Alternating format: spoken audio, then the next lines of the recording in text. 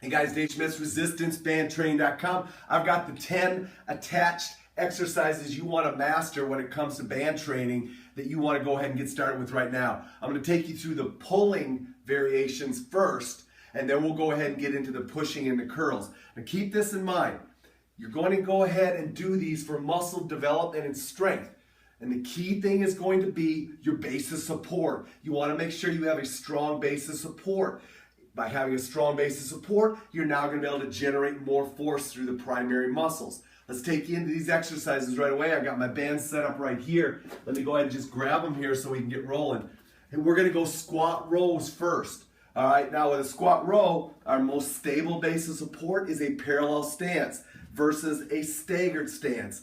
Parallel stance is going to be able to drive our heels in so we can reach down and we can come up pulling. So again, a squat row is a great muscle building exercise as long as you go with a parallel stance. Now, the next variation off of that is what we call a bent over row. So you're going to stay bent over in this position. Why do I go into the bent over position? To simulate kind of a lat pull down. But in this case, we're going to pull in tight and we're going to really work at lengthening right there. Get your length in. Don't go ahead and cheat that length and then pull in tight as you go ahead and you work at squeezing those lats tight. That's it. From there, we're going to add rotation. We've talked about this with horizontal vectors. You can add rotation. Now, I'm just going to double up the band because this is a power move. This is a muscle building move, so I can load up the resistance. I'm going to grab the band here. I got my hand through the loop. I'm going to reach again. Make sure you always have the reach. Have tension on the system. Now, if you want to go to a staggered stance, in this case, it's really going to be a parallel stance, but in a frontal plane. So we can drive off of that front leg. Now, you could go down into a kneeling position, which would create even more of a stronger base of support, make it shorter, closer to the ground. So now you can go ahead and generate even more power with your hose pull. The fourth and final exercise of this pulling motion is going to be a pull through.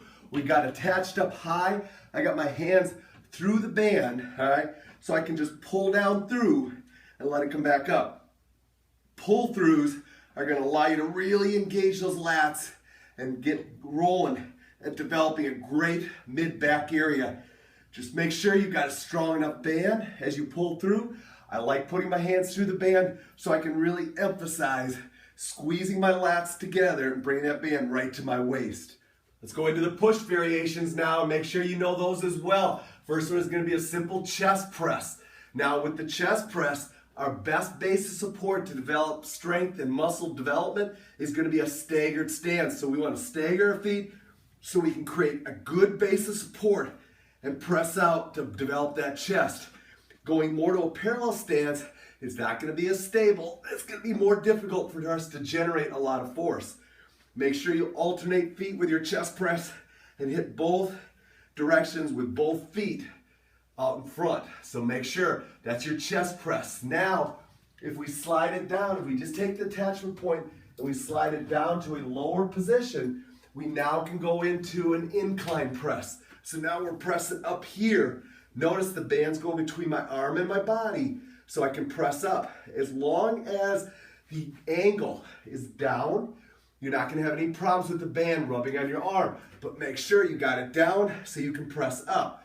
We don't want to go on the outside because immediately that unloads our deltoids. We don't have to push as hard. Get in here tight, drive up, and make that chest have to work. Again, the staggered stance is going to be your best stance when it comes to muscle development and being able to push a lot of force. Also, you're going to notice with these, your trunk is going to get engaged right away. Make sure you focus on getting that trunk engaged as you go into your pushing. From there, we're going to go into bent over presses. Now, when we go to bent over presses, we want to make sure that the attachment point is up higher so that the band clears our shoulders and we can go into a good bent over position stance. Once again, staggered stance, guys. That's your power stance. And then you're driving straight overhead. Notice now the bands are over top of my arms as I press The band is not rubbing on my arms. It's not coming across my arms. So subsequently, no problems with that. But you have to have the band attachment point high. Otherwise, it doesn't work as well, all right? Final press movement that we're gonna go ahead and do is we're gonna drop down to just one band, and we're gonna go into a 4-point pillar press. Now, this is a big power movement. It's also a great strength developing movement. It's gonna be better on your shoulders, but you gotta put yourself in a 4-point position so that you can press over. Now, because you're in a 3-point position, you're gonna be able to generate a lot of stability. As a result of that, you're gonna be able to generate a lot of force. 3-point position, drive it over, and work that shoulder really well. Once again, this is going to be a great exercise for your shoulder, and I think your shoulder is gonna like it a lot more than the traditional overhead press that you do with free weights. Our final 2 exercises in this sequence of attached band exercises that you want to go ahead and make sure you master are curls and triceps. Curls are very easy. You're going to put the band behind you, but you know, mistakes a lot of people make is they don't load the band and they don't keep tension on it. What they do is they come back here, they let it sag. There's no tension on the system. As a result of that, they don't get any resistance until they get to the very end.